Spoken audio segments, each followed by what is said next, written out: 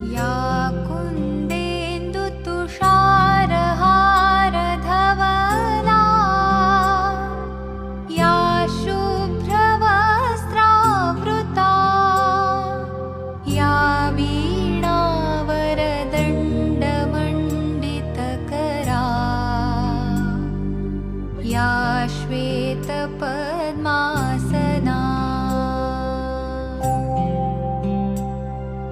या ब्रह्माच्युतशङ्करप्रभृतिभिः देवैः सदा वन्दिता सा मां पातु सरस्वती भगवती निःशेषजाड्यापहा। આજના વિડિયો લેક્ચરમાં હું હાર્દિક સ્વાગત કરું છું। આપણે બહુપદીઓના ભાગાકારની અગાઉના લેક્ચરમાં ચર્ચા કરી।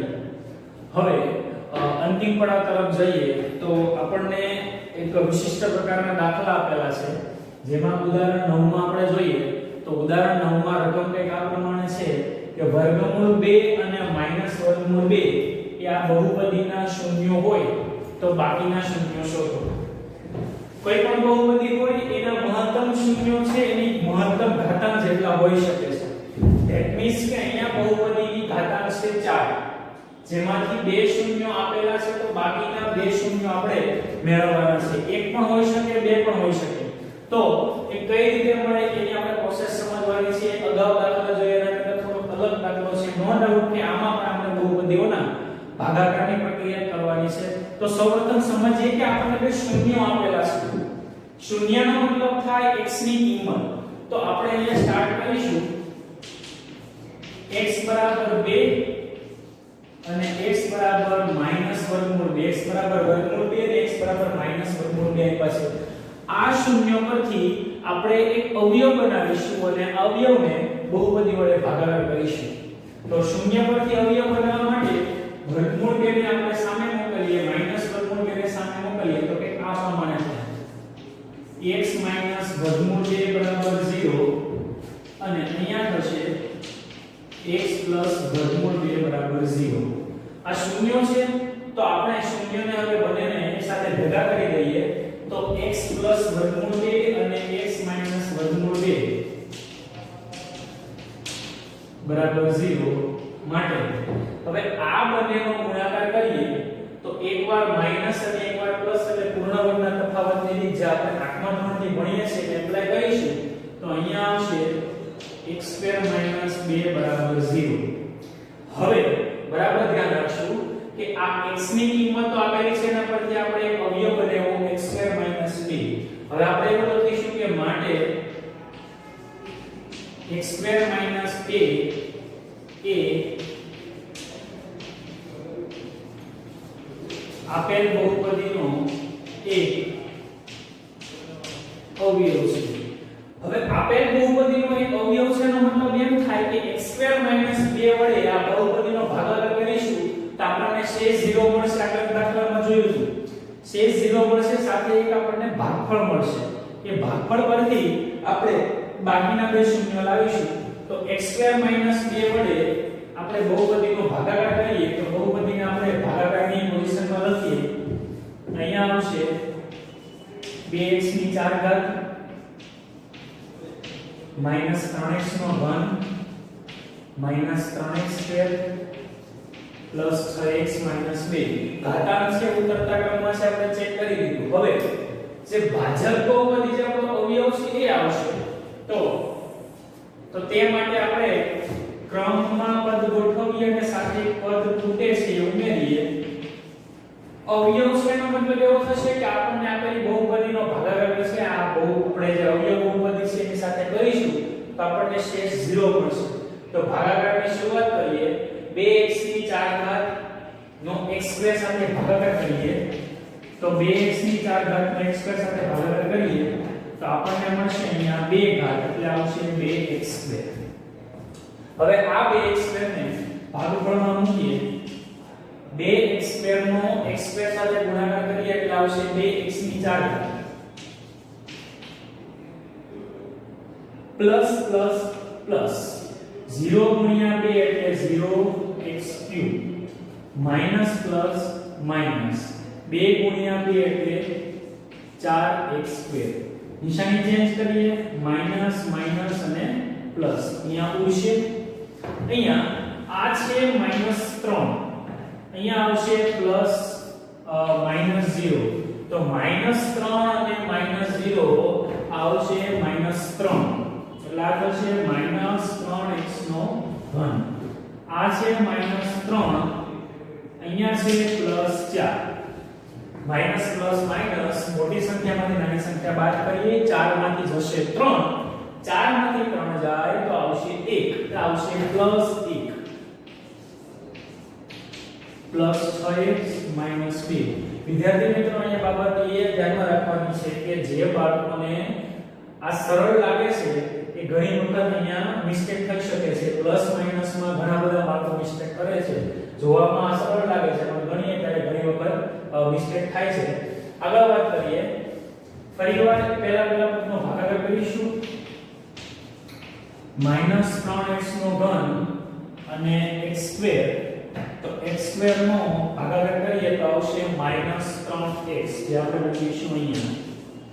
-3x નો x² સાથે ગુણાકાર કરીએ એટલે આવશે -3x નો ઘન. આ છે માઈનસ, આ છે પ્લસ, માઈનસ પ્લસ માઈનસ 3 ગુણ્યા 0 એટલે 0x² માઈનસ માઈનસ પ્લસ 2 ગુણ્યા 3 એટલે 6x. બાદબાકી કરીએ, પ્લસ પ્લસ અને અહીંયા આવશે માઈનસ. આ છે +1, આ છે +0, 1 અને 0 થશે 1 એટલે આવશે x². 6 માઈનસ 6 એટલે આવશે 0x.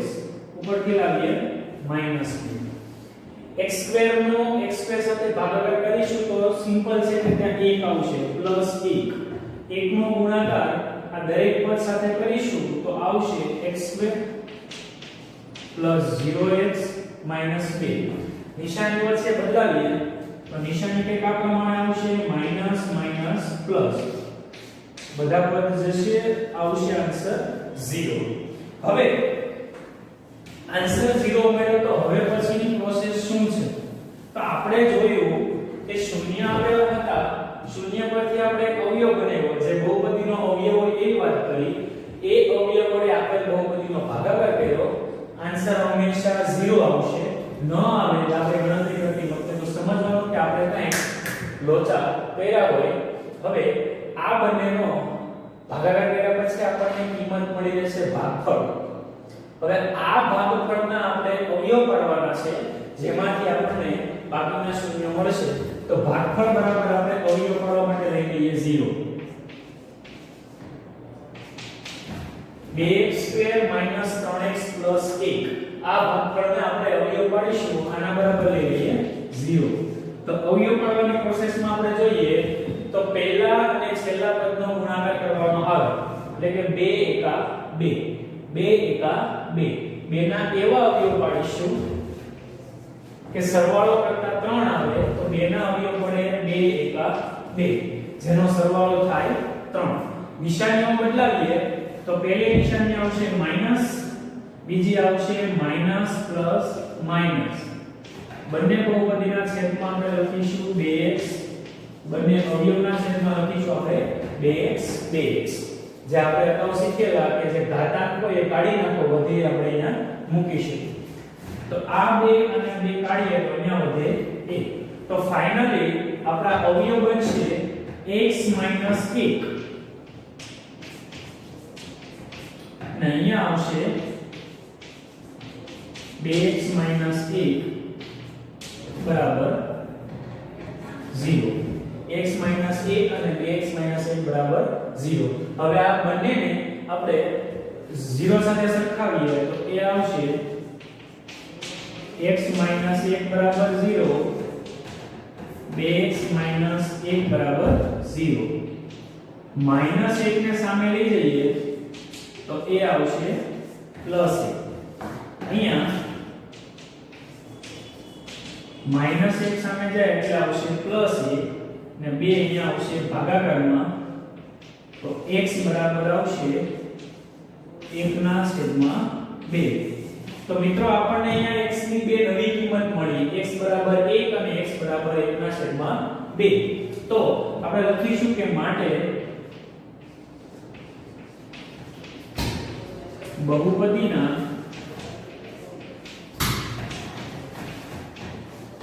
બાકીના શૂન્યો 1 અને 1/2 છે.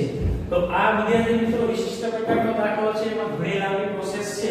શૂન્ય આપેલા હોય તેના પરથી એક અવયવ બનાવીશું, આ અવયવનો બહુપદી સાથે ભાગાકાર કરીશું, આપેલ બહુપદી સાથે જે કિંમત મળે છે ભાગફળની એના અવયવ પાડીને આપણે નવા શૂન્ય મેળવીશું, જે મળશે આપણા બહુપદીના બાકીના શૂન્યો. આપણા દાખલામાં શૂન્યો મળ્યા x બરાબર 1 અને x બરાબર 1/2. જે દાખલો આપણે જોયેલો એના જેવો જ સ્વાધ્યાયનો 2.3 નો પ્રશ્ન નંબર 3 છે, જેમાં કીધું છે કે વર્ગમૂળ 5/3 અને વર્ગમૂળ 5/3 એ આપેલ બહુપદીના શૂન્ય હોય તો બાકીના શૂન્યો શોધો. સેમ પ્રોસેસ થી દાખલો ગણીશું, પણ અહીંયા અવયવ છે આપણને ભાગાકાર સ્વરૂપે આપેલા છે જે શૂન્યો છે. તો એક એક આપણે આ પ્રમાણે લખીશું કે x બરાબર વર્ગમૂળ 5/3 અને x બરાબર વર્ગમૂળ 5/3.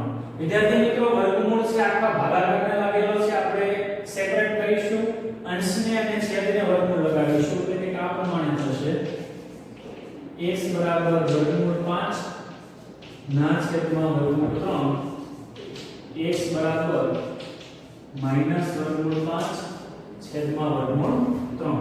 હવે આપણે અવયવ બનાવવાના છે, તો વર્ગમૂળ 3 ને બંને સાઈડથી આપણે ગુણાકારમાંથી ભાગાકારમાંથી ગુણાકારમાં લાવીએ એટલે અહીંયા આવશે વર્ગમૂળ 3x બરાબર વર્ગમૂળ 5, અહીંયા આવશે વર્ગમૂળ 3x બરાબર વર્ગમૂળ 5. હવે આ વર્ગમૂળ 5 ને બરાબરની સામે લાવીશું એટલે આપણને એક અવયવ મળશે, જે થશે કે આ પ્રમાણે વર્ગમૂળ 3x વર્ગમૂળ 5 બરાબર 0 અને વર્ગમૂળ 3x વર્ગમૂળ 5 બરાબર 0. હવે આ બંને અવયવને આપણે ભેગા કરીને ગુણાકાર કરીએ તો કે આવું થશે કે વર્ગમૂળ 3x 5 અને વર્ગમૂળ 3x વર્ગમૂળ 5 બરાબર 0. હવે પૂર્ણ વર્ગ પદના તફાવતની રીત છે યુઝ કરીએ તો એકવાર છે માઈનસ એકવાર છે પ્લસ. તો હવે અહીંયા જોઈએ તો પહેલા પદનો વર્ગ આવે માઈનસ બીજા પદનો વર્ગ, આપણે શબ્દમાં એવું યાદ રાખતા હોઈએ. તો પહેલા પદનો વર્ગ કરીએ તો અહીંયા થાય વર્ગમૂળ 3 ગુણ્યા વર્ગમૂળ 3 એટલે 3 x સ્ક્વેર માઈનસ વર્ગમૂળ 5 નો વર્ગ થાય 5. તો અહીંયા આપણને બહુપદીનો બીજો અવયવ મળ્યો કે 3x સ્ક્વેર 5. આ એક અવયવમાંથી એક બીજો અવયવ મળ્યો, જે આપણે લખીશું કે માટે 3x square 5a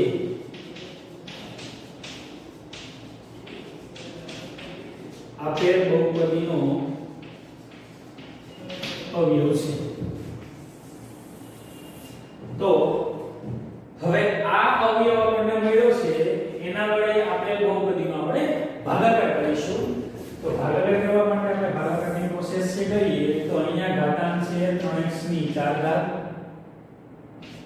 plus 6x નો ઘન minus 2x square minus 10x minus 5. આ બહુપદી આપણને આપેલી છે. આ બહુપદીમાં પદ છે એ ઉતરતા ક્રમમાં છે, આપણે ચેક કરીએ તો 4 ઘાત 3 ઘાત 2 ઘાત 1 ઘાત અને અચળ પદ છે.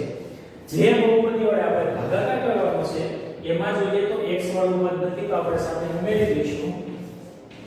તો 3x સ્ક્વેર 0x 5.